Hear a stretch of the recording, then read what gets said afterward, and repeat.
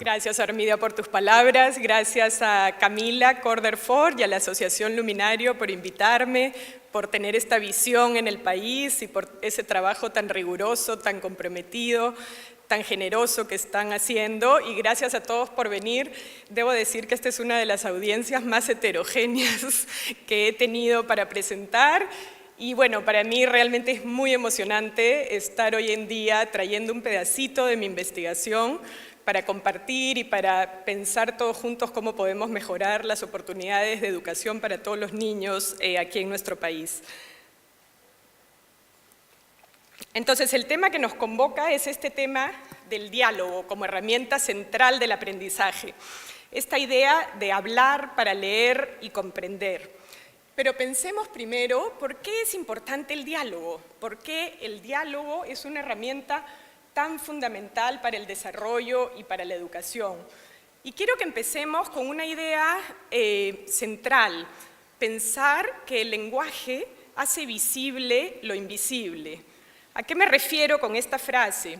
Si nos ponemos a pensar en las emociones que sentimos, en el razonamiento, en cómo comprendemos un texto, en qué perspectivas tiene la gente, en realidad esos son todos procesos que los niños no pueden observar directamente.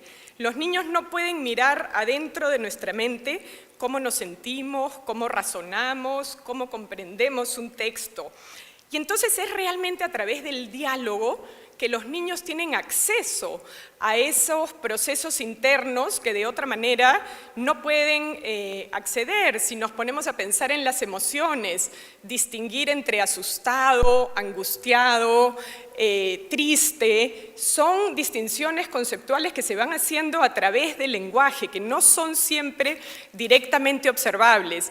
De hecho, sabemos que los niños que discuten más emociones con sus padres, ya sea cuando cuentan una historia y piensan qué les pasó, cómo se sintieron, o al leer un cuento y qué sienten los personajes, los niños que comparten la discusión de emociones con sus padres con mayor frecuencia son niños que entienden las emociones con mayor habilidad. Entonces, sabemos que el diálogo ayuda al desarrollo del lenguaje, pero también al desarrollo de ideas abstractas y de contenidos. Lo que pasa a la vez es que sabemos que muchos estudiantes tienen mucha dificultad con el lenguaje de la escuela. Entonces tenemos por un lado este lenguaje que puede hacer visible procesos cognitivos, emocionales, y por otro lado un lenguaje de la escuela que resulta inaccesible para los chicos. Entonces pensemos primero de qué tipo de diálogo estamos hablando. Si ven este diálogo que tienen en su pantalla, donde tienen un adulto que dice, mira, cuando haces esto acá, eso pasa allá. Y la niña responde, sí, cuando jalas esto así, se hace para allá. ¿Qué pasa acá? Este será un diálogo que enriquece el vocabulario, que enriquece el razonamiento. No necesariamente. Lo que pasa es que estamos muy acostumbrados a usar el contexto y hablar de lo que está aquí. Pásame eso, dame eso. Y con los niños, cuando son muy chiquititos en la escuela preescolar, es muy común que nos concentremos todo el día, dame eso, pásame eso, mira qué pasó acá, sin necesariamente entablar diálogos más constructivos que expandan el vocabulario, el razonamiento. Entonces, cuando hablo de diálogos constructivos, me refiero a esta idea de un diálogo que va más allá del aquí y el ahora, más allá del contexto de la interacción, ¿se entiende? Por ejemplo, diálogos sobre anécdotas pasadas. Le preguntas al niño, ¿te acuerdas cuando fuimos al zoológico? Y el niñito va contando pedacitos de la experiencia, se asustó un niño, ¿verdad? Y entonces hay discusión de emociones. O, por ejemplo, diálogos sobre ideas o explicaciones. Mira, se derritió el hielo, ¿qué pasó? Había calor. Entonces, si comparamos estos diálogos con los diálogos que están muy enfocados en el aquí y el ahora, eso, esto, allá, son diálogos de muy diferente calidad, y adquirir esa conciencia de cómo nos expresamos y qué tipo de diálogos construimos en colaboración con los niños es importantísimo cuando conversamos con ellos en la mesa o cuando estamos jugando con los niños o en el preescolar principalmente, y por supuesto a lo largo de la escuela. Entonces, las metas como anticipación, las metas que tenemos para hoy son 3 muy concretas. La idea de que no solo se aprende a leer leyendo, también se aprende a leer a través de diálogos constructivos. Y que el diálogo con los adultos ayuda también a entender las mentes de otros, las perspectivas de otros y a razonar. Y finalmente, al final de la charla vamos a ver que cuanto más participan los niños en este tipo de diálogos constructivos, mayor dominio del lenguaje de la lectura tienen cuando son adolescentes.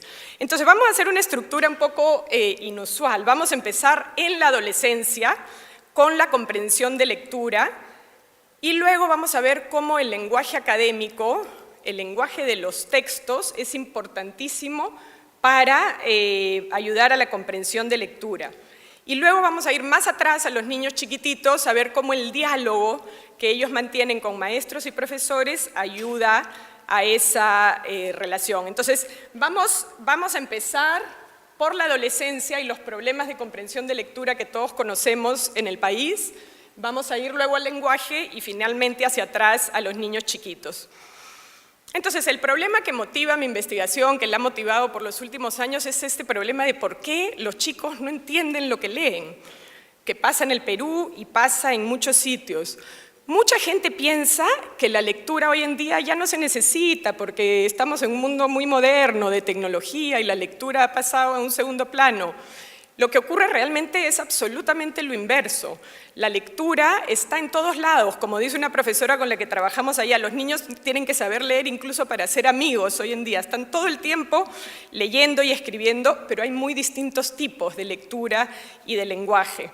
Y lo que sabemos es que la educación hoy tiene que preparar a los chicos para trabajos y tecnologías que todavía no se han inventado, para problemas sociales que no podemos predecir. Y en todo este contexto de seguir siendo aprendices, porque el conocimiento y la información se renueva más que nunca antes en el mundo, el proceso de la lectura y el proceso de entender el lenguaje es importantísimo. Si un niño no entiende un texto, si un niño no entiende una explicación científica o una discusión, entonces no va a tener acceso a ese conocimiento que se renueva, a la educación, a oportunidades profesionales. Y sin embargo, lo que vemos es que los lectores de hoy tienen muchas dificultades, no solo en el Perú, en muchas partes del mundo. Y como vemos también en el Perú, esto está muy asociado al nivel socioeconómico. Los niños de más bajos recursos que asisten a escuelas con más bajos recursos y viven en comunidades con menos recursos suelen además tener mayores dificultades con la lectura. Entonces, una primera pregunta en mi investigación era, bueno, ¿qué destrezas de la comprensión de lectura son las más importantes? ¿En dónde debemos poner nuestro énfasis cuando estamos educando a los chicos? Y una de las cosas que es bastante consistente y que hemos aprendido muy recientemente realmente en la investigación es que el lenguaje es un reto mucho mayor que ninguna de las destrezas básicas de lectura. Entonces, les voy a mostrar un gráfico. Aquí estos son niños que son bilingües, hablan español y hablan inglés en los Estados Unidos de familias de bajos recursos, y esta es una muestra longitudinal, lo cual quiere decir que estos niños han sido seguidos desde primer grado hasta sexto grado, son los mismos niños. Los que ustedes ven en estas barras son lo que se llaman los percentiles. Si los niños están en el nivel 50, han alcanzado el nivel esperado, están teniendo las destrezas que se espera para esa edad. Entonces, lo que tienen en las barras naranjas es decodificación, solamente identificar letras y palabras. Luego, la barra roja es el vocabulario, significados de palabras, saber qué significan las palabras, y la barra verde es la comprensión de lectura. Entonces, ¿qué ven en ese gráfico? ¿Qué les dicen las barras anaranjadas? ¿Tienen problemas los chicos con decodificación? Estos son niñitos de bajos recursos bilingües y lo que vemos es que estos niños pueden decodificar perfectamente, estos son scores en inglés, por si acaso, pueden decodificar sin ningún problema las palabras del inglés. ¿Qué pasa con la comprensión de lectura? baja en los últimos años. Eso es como sorprendente. Claro, lo que pasa no es que estos niños en quinto grado entiendan menos que lo que entendían en tercer grado, pero entienden menos en comparación a los niños de su edad ahora. Entonces, ¿qué pasa? ¿Qué es lo que vemos? Que el vocabulario es muy pobre. Sabemos que el nivel de vocabulario es el predictor más importante para la comprensión de lectura en cuarto grado y va siendo cada vez más importante. Entonces, lo que es interesante, porque yo sé que acá en la audiencia hay mucha gente que trabaja con niños pequeños, es que en los primeros años, si uno mide la comprensión de lectura, es casi lo mismo que solamente decodificar. Los libros son sobre parques, perros, pelotas, cosas que los niños ya saben. Pero en los años posteriores, el vocabulario y el nivel de lenguaje se vuelven un predictor importante.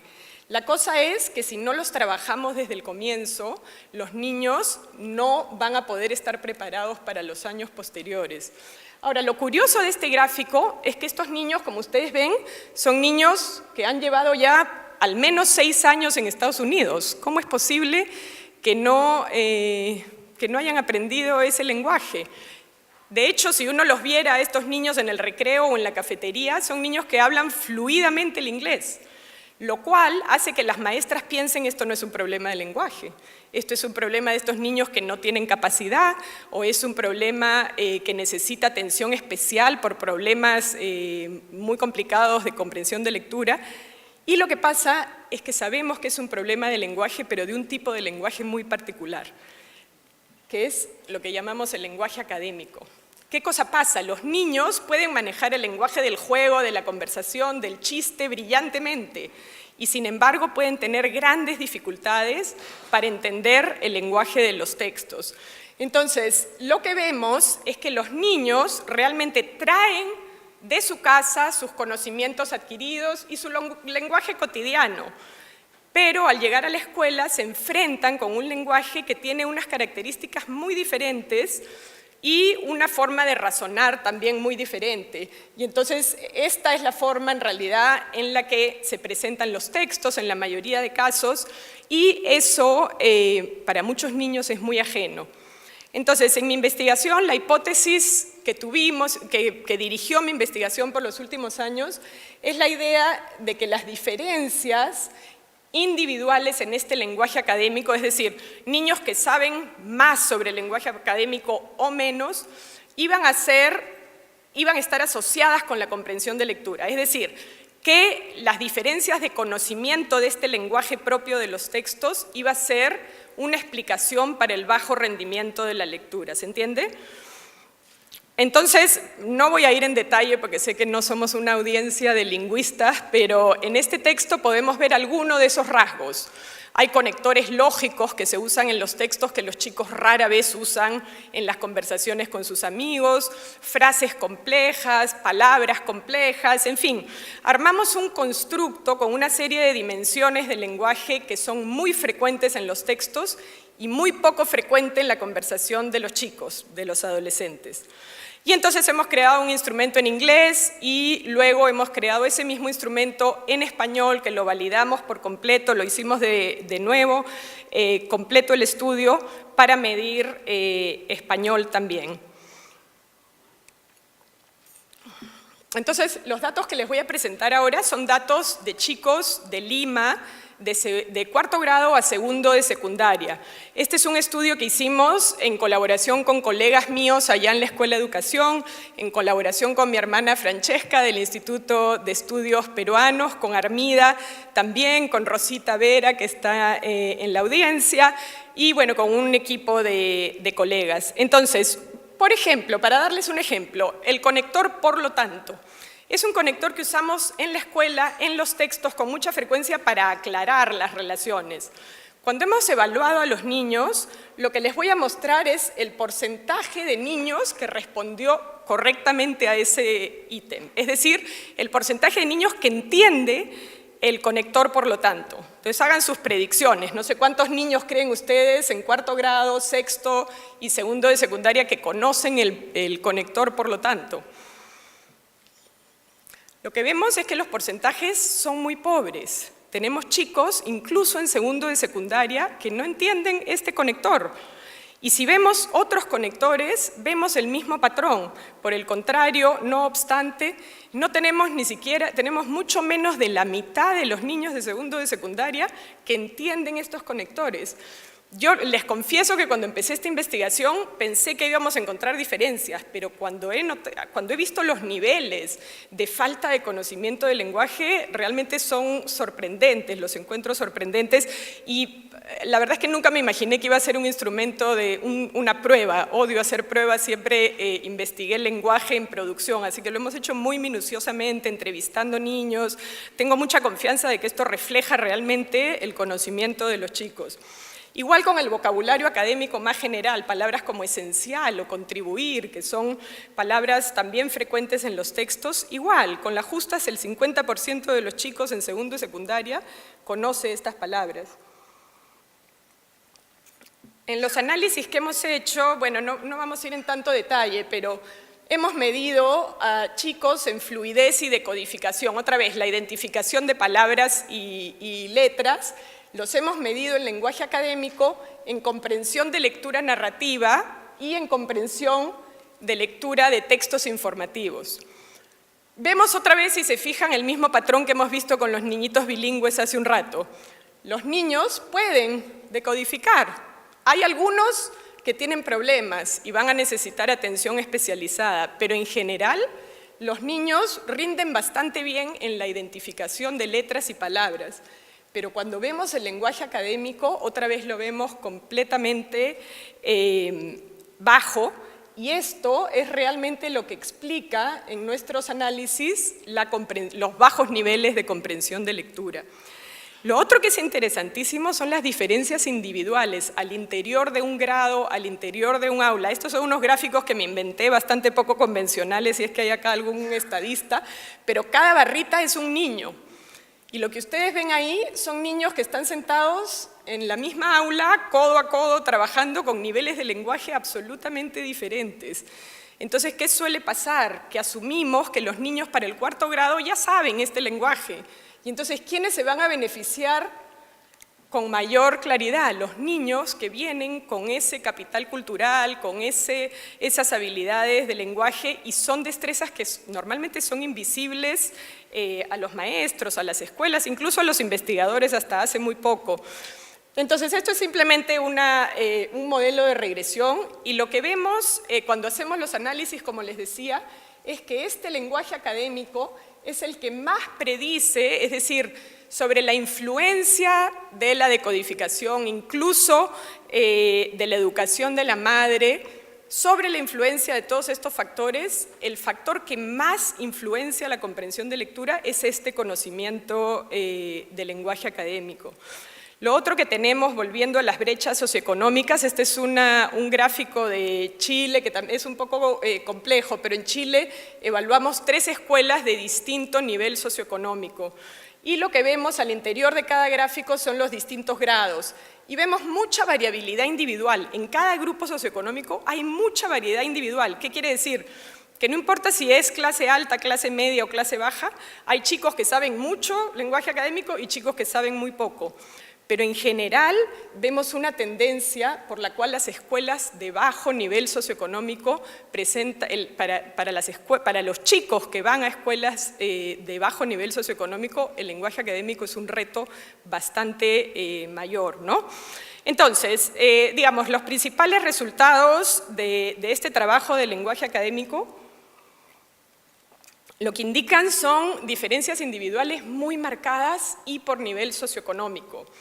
También indican, como les decía, explican el bajo rendimiento en comprensión de lectura.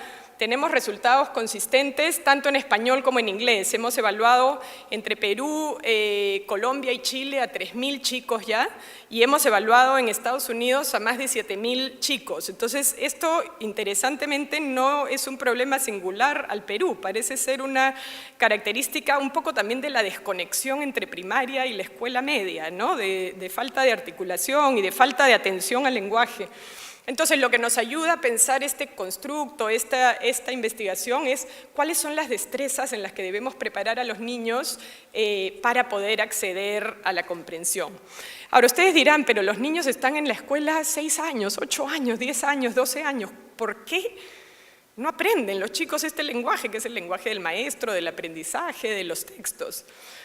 Y bueno, desde la investigación del desarrollo del lenguaje sabemos que se aprende a hablar hablando, que si los niños no hablan y no se apropian de ese lenguaje, escucharlo del profesor solamente pasivamente no los va a ayudar a aprender. Y entonces esa es la próxima conexión a pensar sobre el diálogo en el aula como una herramienta fundamental. No tenemos datos de diálogo en el aula en Perú todavía, pero tenemos este estudio en Estados Unidos que fue a 20 escuelas secundarias y documentó de cada hora de clase cuántos minutos se dedicaban a la discusión. Esto es en Estados Unidos, en 5 diferentes estados. Las escuelas estaban divididas, o las clases divididas por nivel bajo, medio y alto, desafortunadamente, porque ese es lo que se llama el tracking en Estados Unidos, que ocurre en muchas escuelas. Entonces, la pregunta que yo tengo para ustedes es, ¿cuántos minutos creen? De 60 minutos, ¿cuántos minutos se dedicaban en esas aulas a la discusión? Nada más hagan sus adivinanzas. ¿Ah? ¿Más en uno que en otro? Discusión estaba definida, de hecho, como 3 participantes conversando sobre algún tema. Podía ser 2 estudiantes y el profesor, podía ser 3 estudiantes, podía ser más de 3. Sí, son todas escuelas públicas de 5 estados diferentes con un nivel socioeconómico variado. De hecho, sí, buena pregunta. Bueno, ¿están listos para la predicción? Lo que vemos es que incluso en el nivel más alto, y nosotros siempre tenemos la idea, yo creo en Latinoamérica, de que en Estados Unidos se habla mucho. Incluso en el nivel académico más alto, lo que encontraron estos investigadores es que se dedicaba 3 minutos y medio en promedio a la discusión. Esto es un poco antiguo y hay mucho trabajo ahora en Estados Unidos cambiando eso, así que vale la pena resaltar eso. Pero no es tan antiguo y por lo que vemos y cuando visitamos las clases no se ve que ha cambiado tanto a menos que haya una intervención muy explícita.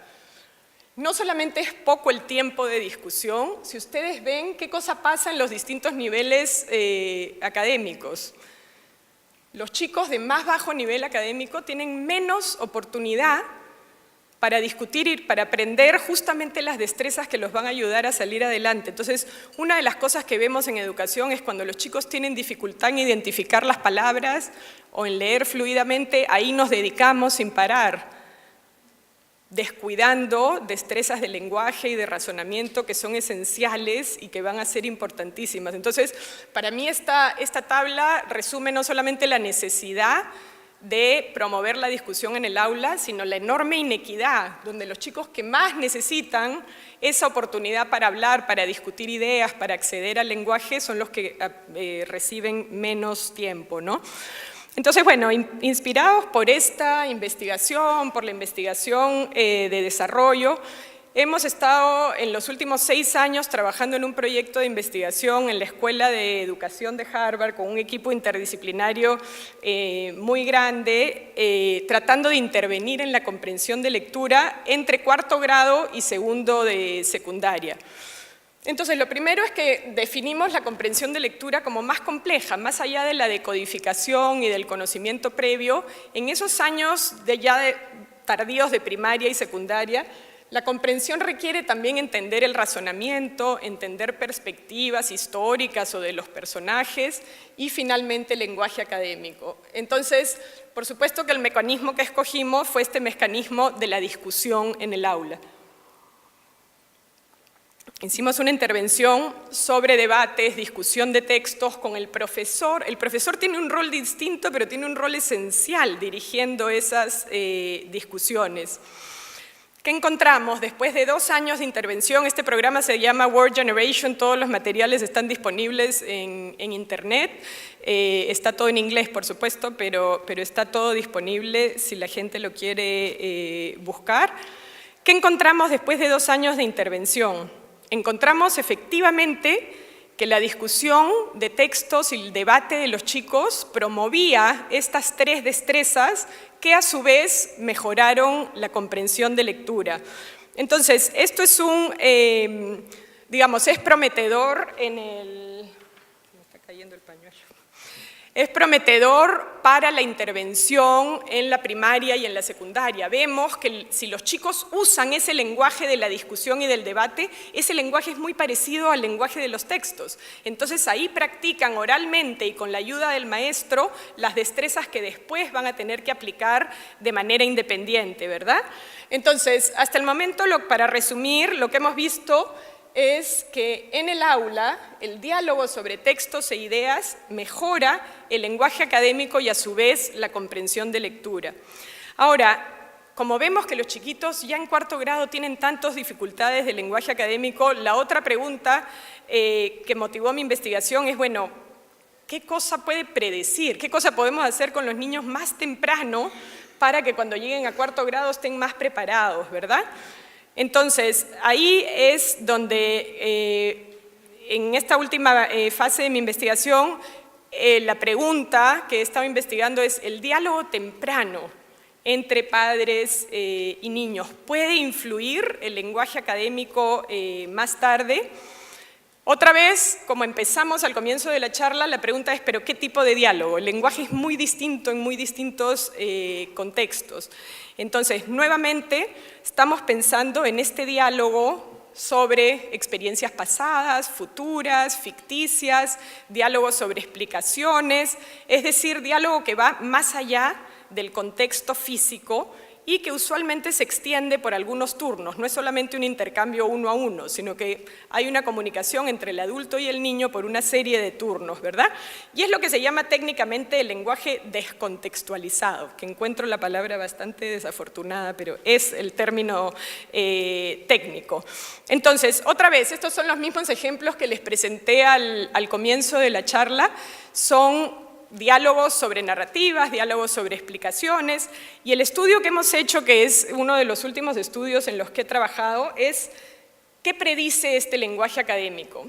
Y la hipótesis era que los niños pequeños que participan con mayor frecuencia en estos diálogos constructivos sobre narrativas, explicaciones, cuentos, van a ser niños que en la adolescencia van a tener un dominio del lenguaje académico más alto. Entonces, por una de esas suertes de la investigación, había una muestra en la que pudimos videograbar a los niños a los 2 años y medio, fuimos a sus casas, se grabó a estos niños por 90 minutos, es una zona de Chicago, y después se analizaron esos datos. 10 años más tarde les administramos esta misma prueba que les estaba enseñando a ustedes, muy parecida a la prueba de los conectores y el vocabulario, para medir su lenguaje académico. Entonces, la hipótesis era que los niños que participaran más en estos diálogos iban a ser niños que tuvieran un dominio más alto del lenguaje académico 10 años después. Entonces, bueno, para los interesados en el diseño, los niños tenían 2 años y medio de edad, se transcribieron sus interacciones, se identificó todas las veces que los niños producían este tipo de lenguaje sobre narrativas y sobre eventos, tanto del padre o la madre como del niño. Controlamos por la cantidad de palabras, por el vocabulario y la sintaxis para predecir el lenguaje académico a los 12 años. ¿Qué encontramos? Encontramos primero algo que quizás no es sorprendente. Los padres que producen más cantidad de este lenguaje tienen niños que producen mayor cantidad y mayor participación en narrativas y explicaciones. Pero además encontramos que efectivamente, esta es la regresión, que efectivamente los niños que producen más de este lenguaje en el diálogo con sus padres, 10 años más tarde tienen un lenguaje académico más alto, ¿no? Para resumir la regresión, es esta idea de que a mayor participación en diálogos sobre narrativas, sobre explicaciones, sobre cuentos, mayor lenguaje académico 10 años más tarde. Ahora, ¿qué quiere decir esto? ¿Quiere decir que si no hablamos con los niños a los 2 años ya perdimos la oportunidad para siempre? No, por supuesto que no. Lo que sabemos de la investigación es que el lenguaje de la casa suele ser un lenguaje bastante estable. El ambiente lingüístico de una familia suele ser bastante estable. Que si nosotros observamos a la madre o al padre hablando con el niño de esta manera a los 2 años, lo más probable es que ese es un ambiente de lenguaje que se repite a lo largo del desarrollo. Pero la otra cosa que es bastante prometedora y que hay investigaciones, ahora mi colega Meredith Rowe está trabajando en eso en Estados Unidos, hay evidencia clara de que los patrones del lenguaje también son cambiables, que los padres, si se enteran de que esto es importante para sus niños, no es una cosa poco natural compartir una historia, recordar un evento con un niño. Entonces, que si los padres son conscientes, también es una práctica en la que se enfocan con mayor interés, ¿no? Y simplemente quiero mostrarles un dato de una niña en español, porque a veces pensamos, no, pero a los 2 años los niños no entienden nada, todavía hay que esperar por lo menos a los 5 o 6 años para que entiendan. Los niños entienden mucho desde muy chiquitos, de hecho el vocabulario se les puede enseñar a los niños casi que desde que nacen, pero al año más o menos enseñar mucho vocabulario es importante. Y esta es una interacción con una niña y una mamá españolas a los 2 años, 11 meses, donde está la niña contando una experiencia de un niñito que le pegó. Bueno, siempre son esas experiencias un poco críticas las que cuentan los niños, pero lo interesante es que desde los 2 años y 1 mes, esta es la misma niña, a los 2 años, 1 mes y a los 2 años, 11 meses. Si uno se pone a ver la interacción acá, casi toda la construcción la está haciendo la tía en este caso, ¿verdad? ¿Sabes por qué te pegó? ¿Te acuerdas? La niña todavía no contesta. ¿Qué hacías? A ver, cuéntamelo. Así, claro, los niños todavía no van a tener mucho lenguaje, pero van a tratar de producir lenguaje. ¿Y eso qué es? No sé. Entonces la tía le dice, pues chupar el vestido. La niña repite. ¿Y qué hizo? Tan a mano. Entonces, desde muy chiquititos y con muy pocos recursos de lenguaje, los niños pueden, con ayuda de los adultos, construir una historia y si se dan cuenta, van aprendiendo el lenguaje en el proceso de la conversación. Entonces, esa es un poco la idea desde muy chiquititos. Lo mismo en el preescolar, por supuesto, las conversaciones con los niños en el preescolar. A veces la gente piensa, bueno, la hora del almuerzo es una hora en que los niños tienen que estar libres. Esas conversaciones espontáneas son importantísimas para los niños. Entonces, bueno, ya vamos cerrando y para hacer simplemente unas consideraciones finales para la práctica, ¿no? Tenemos acá datos más recientes. ¿Qué proporción de tiempo creen ustedes que el maestro habla en la escuela primaria? Estos son otra vez datos de Estados Unidos. ¿Alguna idea? ¿Qué proporción en porcentaje? ¿100%? ¿1%? Bueno, lo que tenemos es que 75%, por lo menos en aulas en Estados Unidos, habla el maestro o la maestra. Y, por supuesto, que el resto está repartido entre un montón de estudiantes. Ahora, no son solo los maestros. ¿Qué pasa en la casa? ¿Cuánto rato hablamos con los niños en la casa? Esta es una investigación muy interesante que hizo una antropóloga, Shirley Bryce Heath, en 1979. Ella estudió familias muy en detalle y, bueno, un día a la semana se pasó para ver más o menos cuánto tiempo conversaban cualquier adulto de la familia con un niño, ya sea de 8 años o un adolescente. ¿Cuántos minutos creen que dedicaban un sábado que ella los observó todo el día a hablar con un niño? En 1979 lo que ella encontró fue 89 minutos, pasaba más o menos un adulto conversando con un niño adolescente y con un niño chiquito 80 minutos. En el 2009 ella fue y estudió a las familias que eran descendientes de esas familias, digamos, a seguir estudiándolos. ¿Cuántos minutos creen que encontró en el 2009? 9 minutos. ¿No? Entonces, es otra vez esa conciencia. Interesantemente, la gente piensa, bueno, es toda la tecnología. Lo que ella documenta es que no es solo la tecnología, también nos pasamos más tiempo mirando a los niños haciendo cosas, mirando a los niños haciendo deporte, mirando a los niños haciendo shows de distinto tipo. Pero bueno, es como para tomar conciencia la cantidad de tiempo que dedicamos a esas conversaciones, ¿no?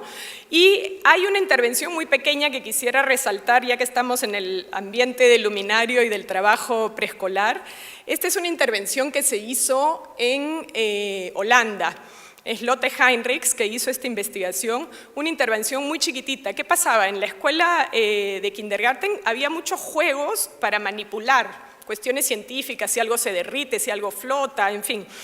Pero los maestros les habían dicho que ellos no hablaran con los niños, que eso era juego libre de los niños. Y realmente, si ustedes se ponen a pensar, esas son oportunidades desperdiciadísimas de estimular el lenguaje y el razonamiento. Entonces, ellas hicieron una intervención para que los maestros hablaran con los niños mientras jugaban con este material, ¿no? Fuera si algo flota o no flota, en fin, una serie de cosas. Al comiencito de la intervención, los maestros hablaban así: cuando hago esto acá, también pasa eso aquí. Otra vez el diálogo como el que veíamos al comienzo, ¿no?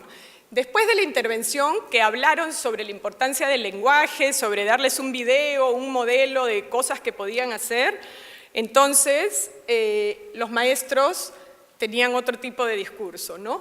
Es debido al aire, ¿y qué es lo que hace el aire? ¿Crees que quizás el aire lo presiona hacia abajo? Y lo que encontraron es que realmente en ese diálogo del maestro con los niños aumentó enormemente la riqueza del vocabulario que los niños oyen y también el razonamiento científico explícito que los profesores están ayudando a construir con los niños. Entonces, bueno, para ir ya cerrando, un poco el mensaje es esta idea de este diálogo extendido en la casa y en la escuela, que pueden ser narraciones, juegos de fantasía, explicaciones, lecturas dialogadas, lecturas en las que paramos y le preguntamos a los niños por qué se siente así el personaje, qué va a pasar, qué crees que está sintiendo, por qué. Discusiones de textos, debates, ¿no? La idea es dialogar para leer y para aprender tanto en la casa como en la escuela, donde el adulto realmente es un mediador entre el lenguaje del niño y el lenguaje, pues, de las ideas abstractas, de los textos. Así que, bueno, las ideas claves, otra vez, son esta idea de dialogar para leer y aprender desde la infancia hasta la adolescencia. A través del diálogo con adultos, los niños y adolescentes aprenden no solo a hablar, aprenden a leer, aprenden a razonar, aprenden a entender emociones. Y finalmente, cuanto más participan los niños en estos diálogos, más preparados están para este lenguaje de la lectura y de las ideas. Una cosa interesante es que el número de palabras solamente que los niños y los papás produjeron en ese estudio que vimos, de los 2 años a los 12 años, no era suficiente. No se trata de hablar más, se trata además de pensar en qué tipo de conversaciones estamos teniendo. Entonces, básicamente la idea es que el lenguaje en la niñez, el diálogo entre padres y maestros, ofrece las bases fundamentales para el desarrollo de este lenguaje académico, de las ideas, de los textos, que a su vez ofrece la base de la comprensión de lectura. Y entonces, realmente a lo largo de todo el desarrollo podemos prestar atención al lenguaje, dialogar sobre narrativas, explicaciones, juegos de fantasía, y en ese diálogo estamos ayudando a los niños no solamente a relacionarse y a disfrutar del tiempo con sus padres o maestros, sino los estamos preparando para los retos futuros de la discusión, de la comprensión y del aprendizaje. Así que bueno, ahí terminamos. Gracias.